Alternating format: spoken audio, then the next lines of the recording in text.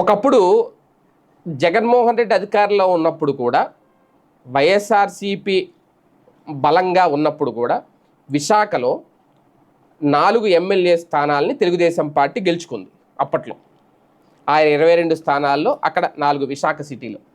అంతటి బలం ఉన్న చోట అప్పట్లో వైసీపీ మేయర్ ఉన్నా సరే స్థాయి సంఘం ఎన్నికల్లో అక్కడ జీవీఎంసీలో స్థాయి సంఘం ఎన్నికల్లో ఒక్క స్థానం కూడా గెలుచుకోలేకపోయింది వైఎస్ఆర్సీపీ.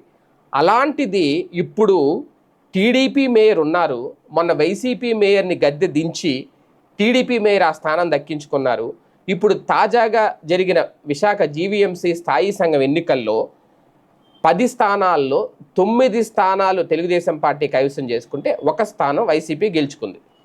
అయితే 1 స్థానం అప్పుడు 1 గెలుచుకోలేదు, ఇప్పుడు కనీసం 1 గెలుచుకోవడమే వైసీపీకి ఇప్పుడు అతిపెద్ద విజయంగా భావిస్తున్నారు. అయితే ఆ 1 స్థానం ఎలా వచ్చింది అంటే వాస్తవానికి ఇక్కడ ఈసారి ప్రతిపక్షంలో ఉంటూ వైఎస్ఆర్సీపీ చాలామంది కార్పొరేటర్లు కూటమి వైపు వెళ్ళి బలం బాగా తగ్గిపోయిన నేపథ్యంలో 50 ఓట్లతో వైసీపీ కార్పొరేటర్ స్థాయి సంఘం సీట్ని అందుకోవడం ఇక్కడ విశేషం. ఎందుకంటే వాస్తవానికి వైసీపీకి ఉన్న ఓట్లు 32 ఓట్లు మాత్రమేనట. అయితే ఇక్కడ ఎలా మరి గెలిచారు అంటే 18 ఓట్లు కూటమి నుంచి క్రాస్ ఓటింగ్కి వచ్చాయట. అంటే ఇక్కడ కీలకమైన అంశం, కూటమి నుంచి క్రాస్ ఓటింగ్ ఓట్లు వస్తాయని ఎవరు అనుకోలేదు, వైసీపీ కూడా అనుకోలేదు. జీవీఎంసీ మేయర్ని గెలుచుకున్నాం కాబట్టి ఇక తమకంతా పూలపాన్పే అనుకున్నారు. కానీ వైసీపీకి ఎప్పుడైతే ఒక సీట్ వచ్చిందో ఇప్పుడు కూటమికే ఒక తొలి షాక్ తగిలింది. విశాఖ జీవీఎంసీలో వైసీపీ గెలిచింది 1 సీట్ అయినా కూడా కూటమికి షాకే. ఎందుకంటే వైసీపీకి చోటు ఇవ్వడం అంటే అది కూటమి రాజకీయ వ్యూహాల వైఫల్యమే అనేది. జనసేనతో టీడీపీ కోఆర్డినేషన్ చేసుకోవాలి, అలాగే మిత్రులతో కలిసి కూటమి పటిష్టంగా ఉండాలి, విభేదాలన్నీ పరిష్కరించుకోవాలి. కానీ ఇక్కడ అవేం జరగలేదు అనేది చాలా స్పష్టంగా అర్థమవుతుంది.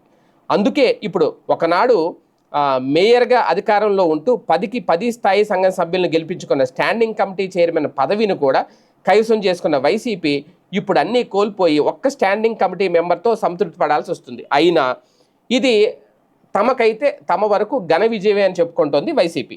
ఈ 1 సీటుతోనే ముందు అద్భుతాలు సృష్టిస్తామని కూడా చెప్తోంది. అంటే కూటమి కలిసి ఉండడం, కూటమిలో చీలికలు వస్తే, విభేదాలు పెరిగితే ఏం జరుగుద్ది అనడానికి నిదర్శనం కూడా ఈ స్థాయి సంఘంలో 1 సీటు వైసీపీ గెలుచుకోవడం అనేది.